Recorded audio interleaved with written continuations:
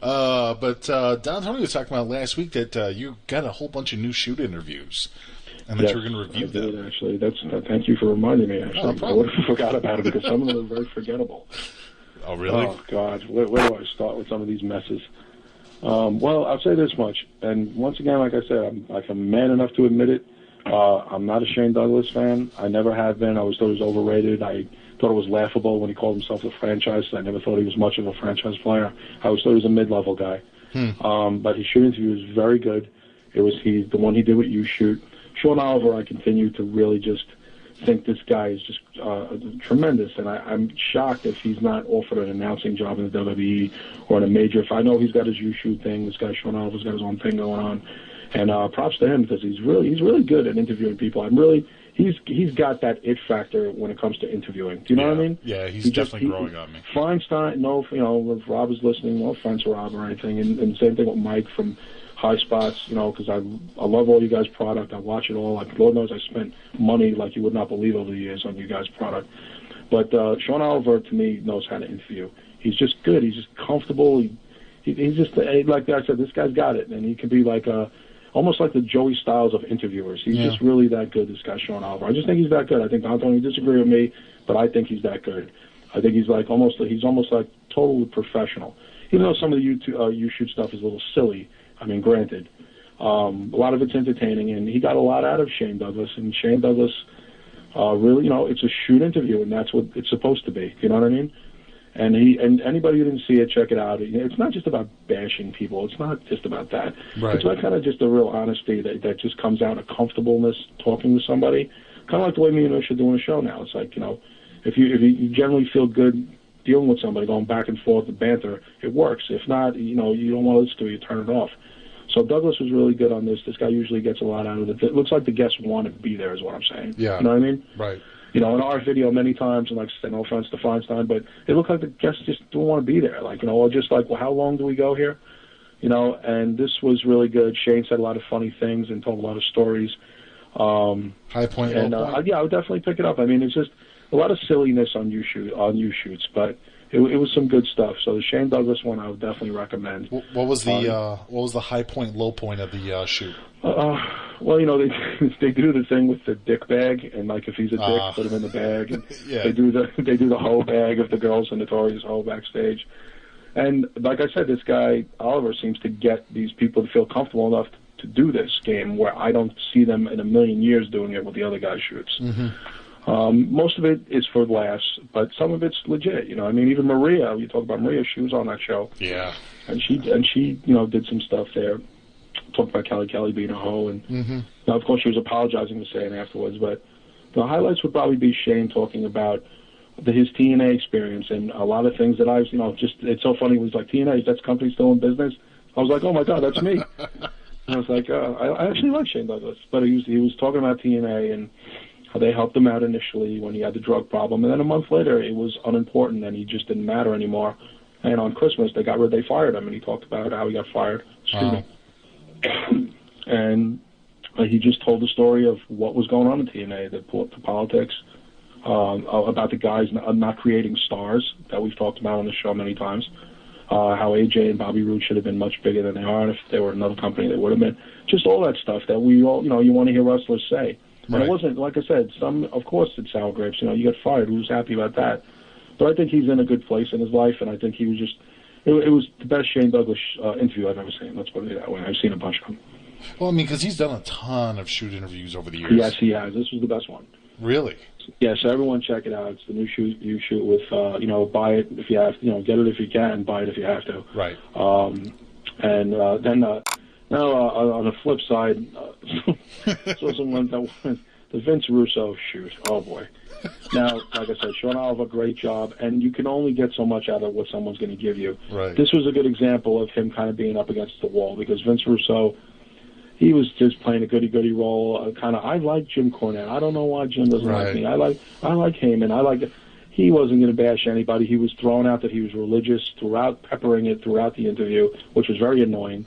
Oh, look, would I have these crosses tattooed on my forearm if I wasn't a Christian? Like, dude, shut up, really. I mean, yeah. I never liked Vince Russo. I saw it to see if he's going to say something legit, something good, something that you can sink your teeth into. And not just, I didn't expect him to rip TNA. Right. But just be honest. And he was talking about, and once again, patting himself on the back, not burying anybody. And even a guy like Cornette, who has ripped him a new asshole up until a couple of weeks ago, he wouldn't say anything bad about anybody. He was totally toeing the line and standing behind Christianity because of it. And I just thought it was a bunch of bullshit. He did. Not he because did of Christianity. It's nothing to do with religion. I'm not anti-religion, right. but he was throwing that out. I'm a Christian. I don't want to say anything. But I'm like, oh, come on, Vince. You're in a wrestling shoot interview here, you know? Well, his last my book God, was you were in the Forgiven. Attitude Era. You're acting like a goddamn choir boy. You know? I mean, come on. You wrote some of these things for some of the most risque things of all time. I mean, and you're acting like, I mean, who are you? I mean, you look like Vince Russo, but who are you? Right. You know, so physically, he looks exactly the same. The guy ages pretty well. For near 50, he looks the same. But he was just nothing. You got nothing from him. There's no point. I would skip it. The only thing, like I said, I don't blame Sean Oliver. I think he does a great job. You can only get so much out of what someone's going to give you. But I would have thought Vince Russo would have had a real compelling shoot interview, and it was garbage. What did you think of his description of the writing team versus the booking committees? Like, that was a big turning point, at least when I was listening to it. I'm really curious. What did you think of it? I just thought it was a bunch of babble. I didn't think there was anything. He didn't give us anything. Yeah. You know, he didn't give us anything. I don't want to say it's not his fault. It's not Dutch's fault. It's not Jim Cornette. I like Jim. I like this one. What do you think? Bruce Pritchard. Bruce is a great guy. I'm like, come on, Vince. I mean, just you don't have to like say this guy can eat a bag of dicks, but at least fucking be honest about your relationship with some people. Hogan and Flair too. I mean, I'm sure he wants to bury Hogan. He just couldn't do it. I really believe that Vince Russo is actually like this, only because I've listened to another shoot interview that he's done before, radio interviews, plus I've read his last books of Forgiven and stuff like that, and they're very heavy Christian based. It's kind of like the Vince Russo that we all know and love existed in the Attitude Era in WCW. That's about it. Yeah, and I guess that's what I was hoping. Like I said, I didn't think it was going to be some kind of, smear fest where he was just going to bury guys. I didn't expect that at all. Yeah. I was warned in advance by Don Tony before I watched it that I'm not going to like this. And I just says, why? He goes, what? You're not going to like it. I'm just telling you, you're not going to like it. And he was right. He was absolutely right. I did not. I watched the whole thing too, and I didn't like it. No. Thumbs down, absolutely. Complete opposite of Shane Douglas. Shane Douglas, I watched Shane Douglas twice already, let's put it that way. Oh, no shit. That good, huh? Yeah, no, I liked it. Yeah, I loved it. I thought it was great. And like I said, I'm not even a Shane fan, but I'm a fan of people who are outspoken. I'm a fan of people who at least speak somewhat of the truth, and that's what Shane gave us.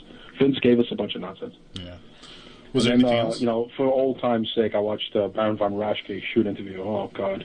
Oof. That was rough. That was pretty rough. That was 2 hours I'll never get back. Oh, and it's funny. Some of the old timers are really fun to listen to. I mean, whether it's Terry Funk or what. I mean, some of the old timers this guy's real name's Jim Roschke. Yeah. He lives in Minnesota. He's not, he's a total normal guy. He seems very nice.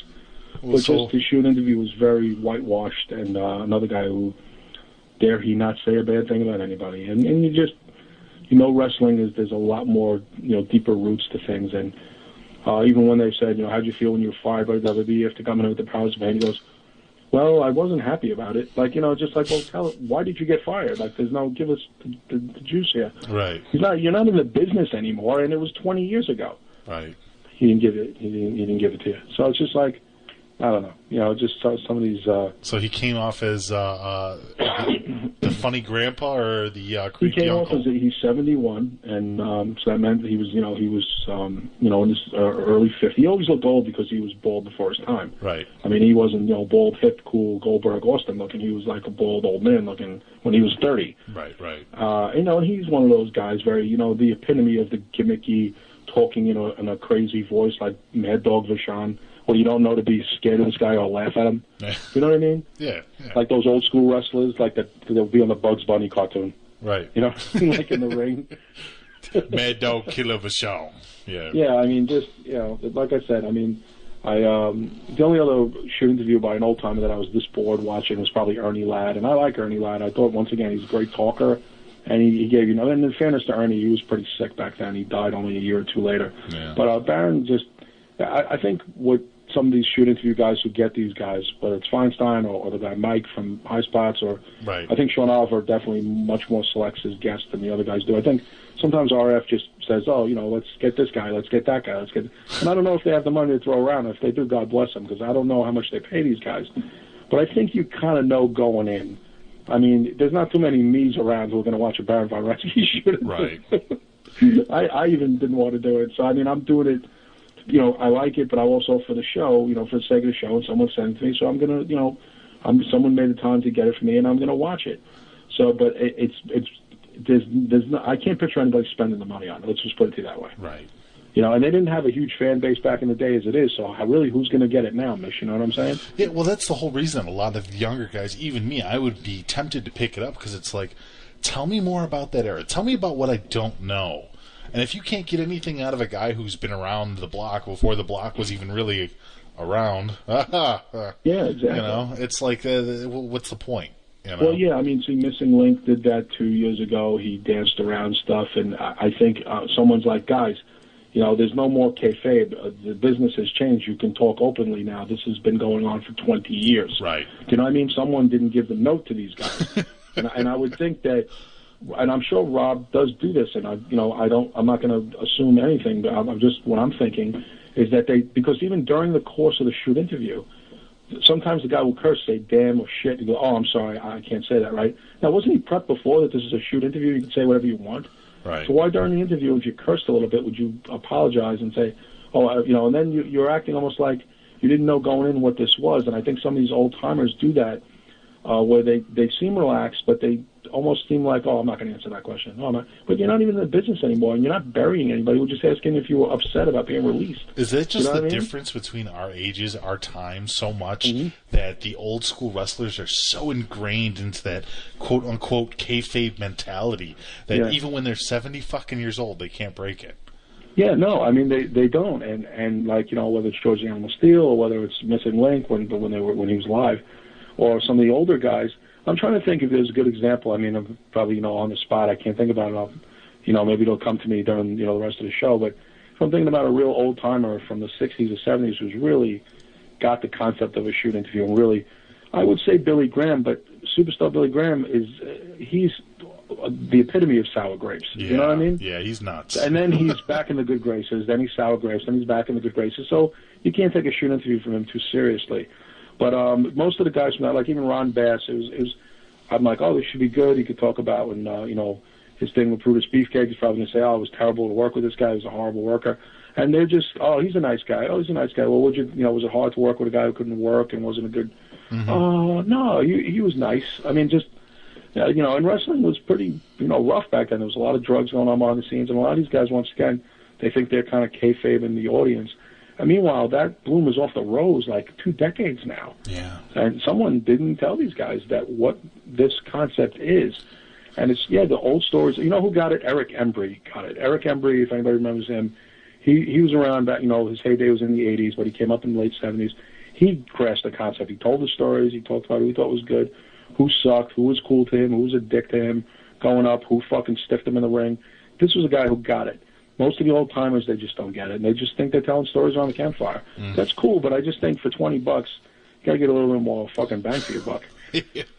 You know what I mean? I mean, seriously. No, you're right. I don't think anybody's going to disagree with that. I mean, there's nothing controversial about saying that. It's just, the truth. Lord knows I spent thousands of dollars over the years on, I have a gold star probably next to my name in some of these places over the years. And, being on the show, you get lucky to get other stuff sometimes that you don't have to, spend an arm and a leg for. But for 15 years probably before that, right, I was, forget about it. Late 90s and 2000, I was spending money like you wouldn't believe on shoots because I just was into it.